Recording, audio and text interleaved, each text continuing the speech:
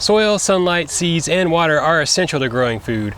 But why is mulch important, and what is it exactly? It comes in bags and big trucks, and you might be standing on top of it. And there are so many different options to choose from. Are dyed products okay to use, or is certified organic mulch necessary? Another common question is, how much do you need to apply? So in this video, I'll show you some different examples and how to choose the best garden mulch for vegetables in raised beds and containers. I'll highlight some budget-friendly options based on local resources and share examples of how to apply them. I'm Scott from New Garden Road, always out here to inform, inspire, and elevate you. Encouraging biodiversity and restoring habitat is my mission, one garden at a time.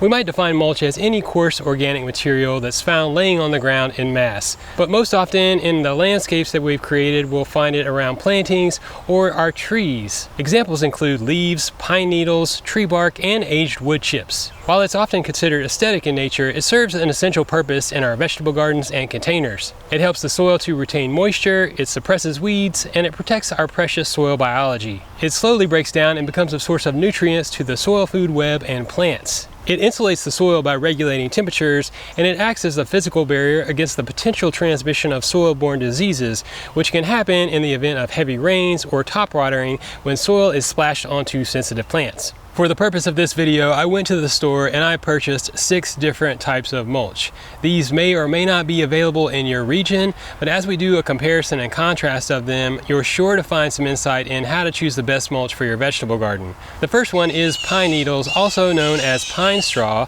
Now, these are just like leaves essentially, except for they come from conifers versus deciduous trees. I like this one because it stays loose and allows water to pass through. Whether it's a good rain shower, hand watering, or drip irrigation, that water is going to get to where you need it, which is the soil. I also find that I'm able to reuse it from one season to the next. It breaks down really slowly, and in between seasons when I'm ready to start a new planting, I can gather it up and I'll put it in a container, set it aside. I can go on to prepare my soil, put in my plantings, and then establish that mulch once again. Over time, it will start to break down and get smaller, and it can feed the soil, become part of the soil over time, or I may add it to my compost in some instances. But I feel like that gives me multiple uses out of it, so it adds value. And not to mention, you may have a free and readily available source of pine needles depending on where you live. When I talk about pine straw, I often hear the comment that it's acidifying in nature, but I don't really think that's the case. Pine needles freshly fallen from the tree can be acidic in nature, but very rapidly over time as they age, they become more neutral in their capacity. So don't be worried about it making your soil too acidic. Moving on from pine straw, I have 2 examples of pine bark mulch. One is labeled as pine bark nuggets, and the other simply as pine bark mulch. The pine bark nuggets are what I actually used to use in my raised beds and containers when I had access to a bulk source many years ago. And I love this stuff for the same reason as I like pine straw. It allows water to pass through, it's slow to break down, but it looks really good too. I just love the way these pine bark nuggets stand out. The pine bark mulch, on the other hand, is much less uniform in nature. It seems to be a bit finer in texture, and it's a mix of elements. It's got some pine bark nuggets, some limbs, and other ground up material. I saw this bag of cypress mulch and I was intrigued, and just to have a little bit more comparison in the mix, I got it in my cart.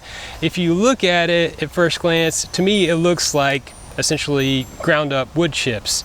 And I gotta say, when I first opened this bag, I felt like I saw the end of a 2x4 that had been chipped up. It does say cypress blend mulch, so that means it could have some different things in there, which points to a very important factor when you're buying bagged mulch. It could just be ground up organic matter that is not necessarily high quality. So if you've got a big project, it would be a good idea to check it out first. And if you're going to put it in your vegetable garden, I would be highly discriminating with this. Nonetheless, it does look like something that you could put in a pathway, and it would do well to stay in place as it's marketed to do so on the front of the bag. And the other 2 that I have are local in nature from Texas Native Mulch. I've seen these around town for many, many years, and I've used them in my garden extensively. One is a cedar mulch, the other is a hardwood mulch.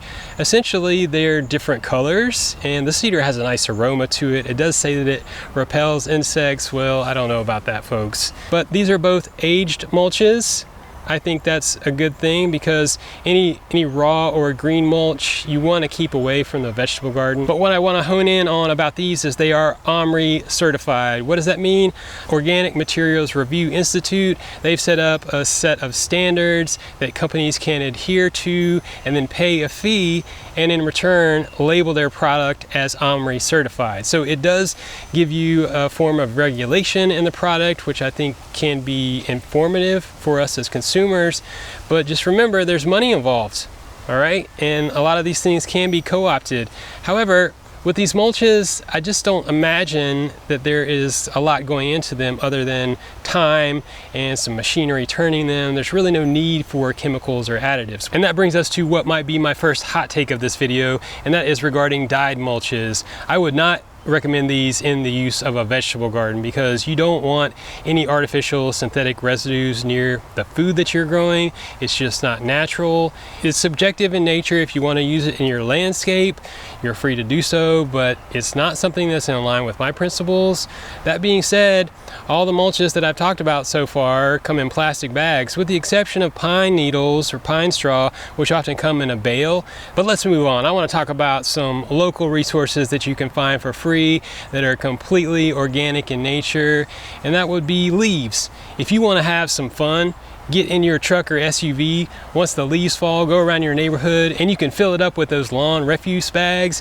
They will be full of garden gold. You can take these and pile them up, make some leaf mold compost. You can mulch your plants and trees.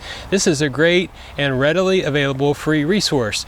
You know, we're putting it out at the curb, the city's collecting it, they're often processing it and selling it back to us. So go get it and use it in your garden. I would feel good about using these in the vegetable garden. The only thing I have to say about leaves is, because they're coarse in nature, they are somewhat like the pine straw. It's a bit tedious to get them in there to work. But overall, I think that's a great option to use in our gardens, and they're free. So do you need to choose a product that's labeled organic or certified organic in some way, shape, or form? That's completely up to you. I don't think it's necessary as long as you're using all natural materials. And most mulches don't require any type of other elements. If you want to stay away from those dyed mulches, I champion you. So overall, I recommend using pine straw or pine bark nuggets. These are the ones that I will use primarily in my vegetable garden and containers. If you want to go with some of the shredded wood mulches, such as the cedar or hardwood mulch from Texas Native, just be aware that what can happen over time is, as they break down, they can cake together and form more of a dense mat.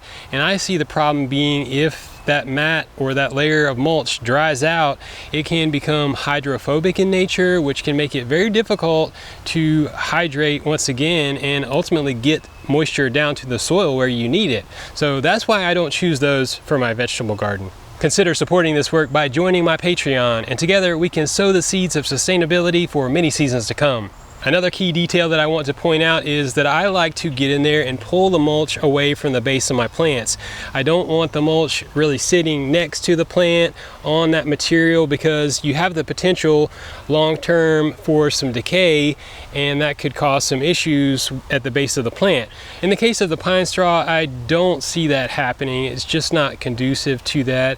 But all the same, especially when I'm putting it into my containers, which I do, I will be sure to pull it away there. All of these mulches will break down slowly over time, so over the course of a long growing season, you may need to add more. And surely, if you were using them in a pathway, you're going to add them again seasonally. My pathways here, I will probably every 2 years or more add another thick layer of mulch. And in answering the question, how much do you need to apply, I recommend anywhere from 3 to 4 inches or more in some cases. You really want to have a nice thick layer of mulch there, and you will maximize the benefits by adding it at that level.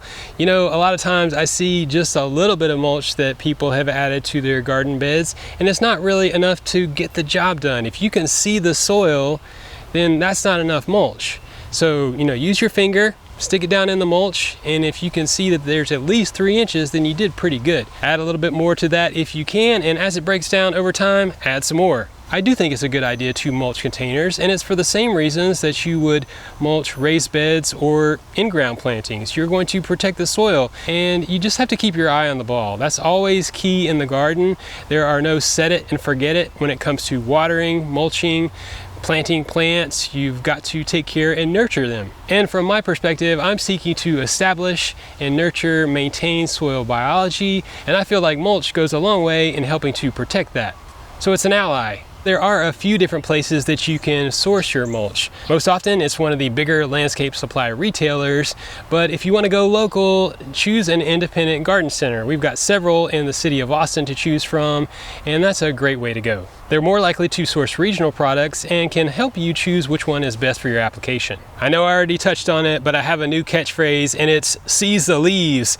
I'm going to make a video all about this, what my insights are onto how you can collect leaves for your garden, but I think you should think about it. This is a great resource. If you've got a truck or a small SUV, I was able to get 10 lawn bags in at a time. I made several trips. I really got into it. I got pumped up. I felt like I was robbing the bank.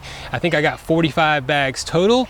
I've been integrating these into my compost. Now, I haven't been necessarily using them in my raised beds garden to mulch my vegetables, but I do use them in my compost as a source of carbon. But likewise, I think they make a great mulch. And I also want to mention Chip Drop. If you go to chipdrop.com, you can sign up for free mulch delivery. Now, this comes with some caveats. We're talking about a truckload, or in my case, when I ordered in January, I got about 3 days later 2 truckloads, which amounted to roughly 40 to 50 cubic yards of material. And for some scale reference, in my Gorilla cart, I can haul about 1/4 of a cubic yard at a time. So roughly 120 or so trips with my Gorilla cart from the curb back to my garden. And this is a very coarse material. It's got some sticks, it may have some logs, but I found it to be essentially wonderful because I was able to mulch around all of my raised beds and my pathways all at once. This would be a great resource to put around your trees. They love those wood chips. You could combine that with spent mushroom block substrate and create a really bio-rich environment for your landscaping. You could also take these wood chips, make a big pile, let them break down over the course of a year, and you would really get some black gold in there. You could sift out the more coarse material.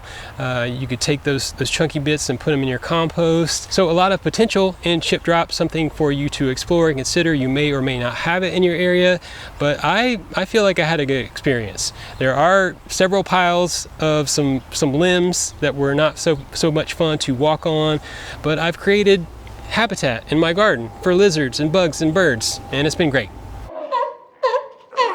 Whoa.